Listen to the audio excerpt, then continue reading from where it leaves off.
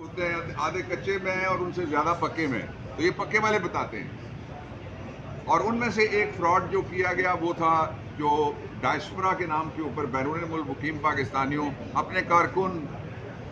اور وہاں کے بڑے محترم اور لوگ ایسے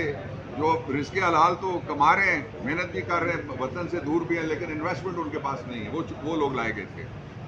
انویسٹمنٹ کے لیے 3 بنیادی ساری دنیا کے اندر ماڈلز ہیں۔ پہلا ماڈل یہ ہے کہ ملک کے اندر انڈسٹری چلے، ملک کے اندر انڈسٹری بند ہے، ملک کے اندر صحافت آزاد ہو، صحافت کے گلے پہ پیکا کا ٹیکا لگایا گیا ہے، ملک کے اندر سیاسی پارٹیاں آزاد ہوں۔ آپ نے دیکھا کہ ایک پارٹی آتی ہے وہ فیض آباد میں جلسہ کر کے گھر چلی جاتی ہے، ہمارا کوئی آدمی سڑک پہ ایک جھنڈا پکڑ کے پاکستان تحریک انصاف کا اس کو نکلنے کی اجازت نہیں ہے۔ اور وہ پارٹی وہ ہے جس کی کبھی بھی کوئی پریزنس نہیں رہی چاروں صوبائی اسمبلیوں یا مرکز کے اندر، تھوڑا تھوڑا حصہ بقدر جسا، جس طرح پہلے ایک بنا تھا آپ کو یاد ہے MMA جس کو ملا ملٹری الائنس لوگ کہا کرتے تھے۔ تو مجھے تو لگتا ہے، میں پہلے بھی کہہ رہا تھا کہ مولانا فضل الرحمان صاحب ہر کسی کو حلوہ پیش کرتے ہیں، وہ دیگ سمیت گئے ہیں کل اور انہوں نے ایک اور نیا ملا ملٹری الائنس بنانے کے لیے ایک نئی MMA تشکیل دینے کے لیے انہوں نے کوشش کی ہے تاکہ لوگوں کی توجہ اصل مسائل سے ہٹائی جا سکے۔ ایک یہ ہے کہ ملک کے اندر امن و امان پچھلے تقریباً 10 سال میں 2009-10 کے بعد پہلی دفعہ امن و امان اتنا خراب ہے، کسی جگہ پہ کوئی ریٹ گورنمنٹ کی نہیں ہے۔ اور دوسرا یہ ہے کہ کسی جگہ پہ بھی کوئی کسانوں کے ساتھ اظہار ہمدردی، گورنمنٹ آف پنجاب نے ایک فراڈ کیا ہے کہ جی ہم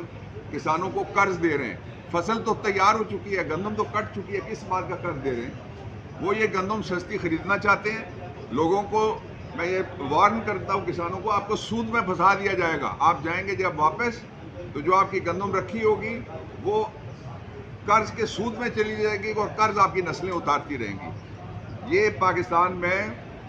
دانستہ کوشش ہے، پچھلے 3 سال سے 3.5 سال سے ہو رہی ہے کہ ہماری اچھی اور صحت مند گندم وہ باہر بھیجی جاتی ہے اور اس کی جگہ بیمار گندم، یوکرین سے گندم جو آئی اس کے اوپر جو سرکاری رپورٹ میں لکھا ہوا تھا کہ اس کے اندر بارود کی بو ہے،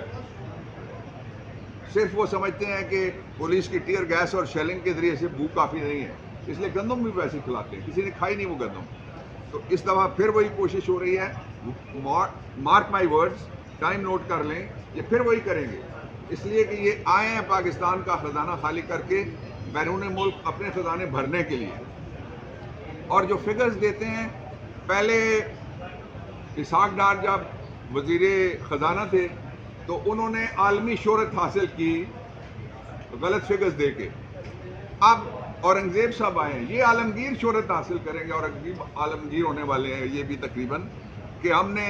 ساری دنیا سے ڈالر پاکستان کے اندر آ رہے ہیں، وہ جو ڈالر IMF نے بھی دیے ہیں۔ اب یہ بھی خوشخبری قوم کے لیے سناتے ہیں مبارکباد دے کے کہ IMF راضی ہو گیا ہے ہمارے ساتھ بیٹھ کے، وہ ہمارا بجٹ بنائے گا۔ یہ آپ کی وزارت خزانہ کہتی ہے، یہ آپ کے فارم 47 والی گورنمنٹ کہتی ہے۔ اور تیسرا یہ ہے کہ پاکستان میں عدم استحکام تھا، ہے، اور یہ آگے بڑھانے کی کوشش کریں گے عدم استحکام کو۔ اور اس وقت یہ آپ کو جتنی بھی ڈرامہ بازی نظر آتی ہے، یہ مختلف عہدوں کے لیے جو بیٹھی ہوئی گورنمنٹ ہے اس کے اندر سے لوگ درخواستیں دیتے رہتے ہیں، اس کو ہٹاؤ مجھے لگا دو، اس کو گھر بھیجو مجھے اس کی جگہ بٹھا دو۔ اس طرح سے ملک نہ کوئی چل رہا ہے پہلے، نہ یہ ملک چل سکتا ہے۔ اس لیے بہت ضروری ہے کہ ملک میں نئے انتخابات کروائے جائیں اور ووٹ ڈالنے والے جیتیں، ووٹ گنتی کرنے والے نہ جیتیں۔ مشرقی پاکستان کا سانحہ اسی لیے ہوا تھا کہ ووٹ ڈالنے والوں کو ہرایا گیا، ووٹ گنتی کرنے والوں نے اپنی مرضی کی گنتی کر کے۔ سر جیسے آپ نے کہا کہ اصل مسائل سے توجہ ہٹائی جا رہی ہے، اصل مسائل اس وقت یہی ہیں کہ سپریم کورٹ نے حکم دے دیا ہے کہ جو 9 مئی کے کیسز ہیں 4 مہینے کے اندر ٹرائل ان کا مکمل ہو۔